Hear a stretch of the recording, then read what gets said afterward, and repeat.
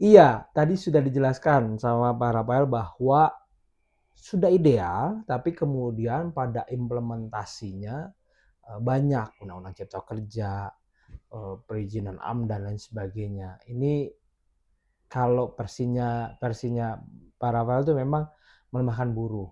Terus kemudian dengan Undang-Undang 13 lebih baik gitu. Tapi ini berkaitan dengan bagaimana sebetulnya keadilan sosial, isi-isi dari Pancasila ini. Apalagi dengan Dasar Bandung sudah ditegaskan banyak sebetulnya untuk pembebasan negara-negara dari penjajahan dan lain sebagainya. Pak Rafael, di mana letak kesalahan bangsa ini sehingga sulit banget untuk menerapkan betul-betul nilai-nilai Pancasila? Saya kalau di mana letak bangsa ini agak harus ada penelitian riset yang luar biasa lah. Oke, Tapi yang jelas eh, apa ya, pemerintahan ini kan ada bergantian gitu loh, betul. bergantian dan ada masa waktu di satu pemerintahan ada ada persoalan yang memang tidak mudah waktu zaman periode apa waktu awal-awal bangsa ini berdiri kan kita belum ajak sebagai sebuah negara kan Betul, waktu betul. zaman Pak Soekarno masih ada apa negara Belanda yang masih sebenarnya masih Merongrong mau lah ya. masuk dengan segala macam cara dan konsolidasi pemerintahnya kan agak terhambat Iya, gitu iya. ada segala macam tantangan gitu kemudian zaman Orde Baru kan mengubah semua itu kemudian dengan pola sangat sentralistik kemudian partisipasi masyarakat itu kemudian diperkecil gitu jadi diseragamkan gitu ada kalau pers itu ya hanya ada kalau nggak salah dulu PWI ya Iya, betul. PWI Iya. Serikat Buruh itu hanya ada SPSI dan ada SIUP segala macam lah. Nah, Dibatasi waktu itu. era demokrasi sudah jadi kan sudah ada setelah zaman Orde Baru dan tantangannya juga banyak gitu, banyak partai politik yang sudah berdiri, cuman memang kultur feodalismenya masih kuat, saya pikir Mhm. kultur feodalisme yang masih kuat, yang menurut saya yaitu yang jadi persoalan gitu. Pemilunya sudah sangat demokratis gitu loh. Betul. Tapi kultur feodalismenya masih kuat gitu. Akhirnya apa ya? Begitu pemilu yang dikejar itu yang punya sumber gitu, yang sumber kekuasaan, sumber uang gitu. Akhirnya apa ya? Pragmatisme yang Muncul ya. terjadi gitu. Dan saya pikir itu tantangan kita lah sekarang itu. Nah, kalau bicara soal eh, kesalahan saya pikir tematik ya.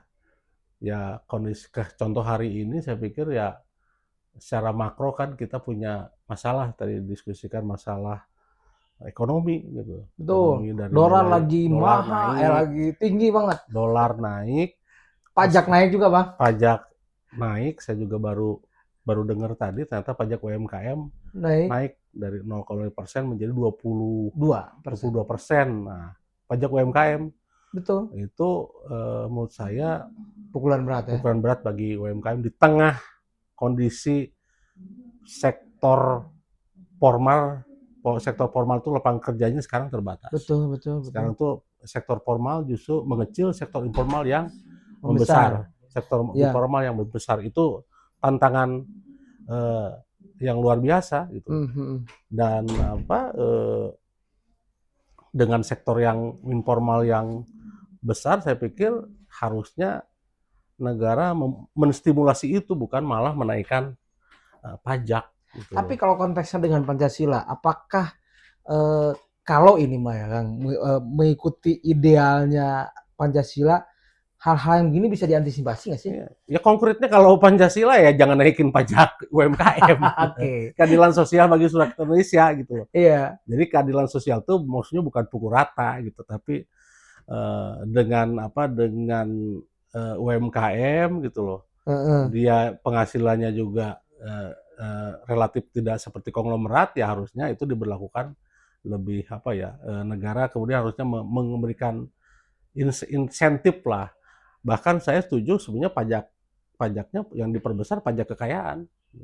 Iya ya, Beda, bukan pajak penghasilan tapi pajak kekayaan. Jadi kan kita periksa nih sekarang kalau majalah Forbes itu kan membuat kalau salah membuat red ini ya. rate kekayaan itu 1% orang itu hampir menguasai 80% aset di Indonesia Gila ya, gitu. itu Jadi yang satu serem. persen itu, jadi dia yang mengatur ekonomi banyak orang ini gitu. Ya itu saja yang dipajakin gitu loh. Harusnya, Harusnya. Jadi pajak kekayaan bukan pajak penghasilan, beda penghasilan. lagi gitu. Harusnya gitu. Iya, itu yang memang, menjadi viral hari ini nih. Bagaimana sebetulnya pajak pajak itu lebih besar atau negara ini menghasilkan banyaknya dari pajak.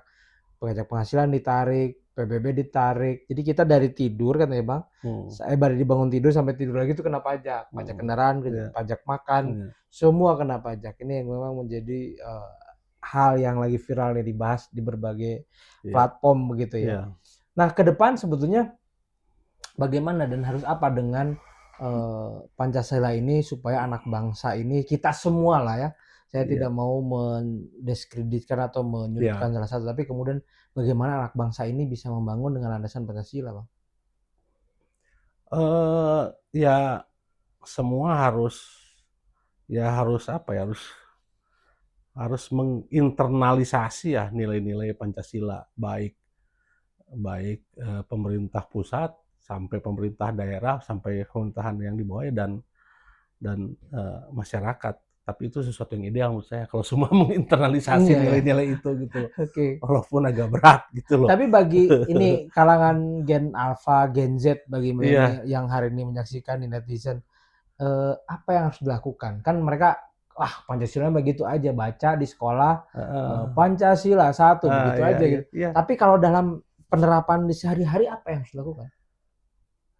Iya, kalau penerapan sehari-hari saya pikir dalam konteks kehidupan apa ya, Bermasyarakat ya? bermasyarakat, saya pikir dia harus menjadi apa ya, walaupun berat ya, harus menjadi ya, eee, corong masyarakat lah gitu. Mmm, Contoh, dia menemukan hal-hal yang di luar apa, yang seharusnya tidak terjadi. Contoh gini, di masyarakat saja, kalau ada, kejadian, MBG contohnya, ada yang keracunan, ya dia bisa berperan serta dengan cara memberitahukan, baik media sosial, dengan kan mereka sangat ini sama media iya sosial sama kan, iya betul. kasih tahu aja media sosial, kemudian apa, Aktif aja begitu ya? aktif aja dan itu bisa menjadi alat kontrol bagi, kekuasaan, gitu loh.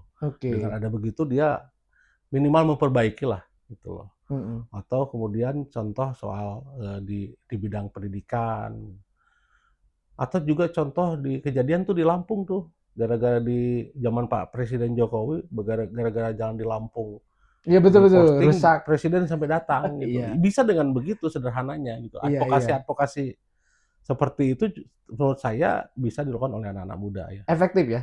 efektif. Oke, baik. Jadi ini memang salah satu cara ketika mengimplementasikan Pancasila dengan bersuara, permusyawaratan, itu di situ, corongnya salah satunya di situ, walaupun memang ada lembaganya, tapi kemudian hari ini masyarakat juga bisa bersuara. Kita akan lanjutkan di part 3, tetap bersama kami.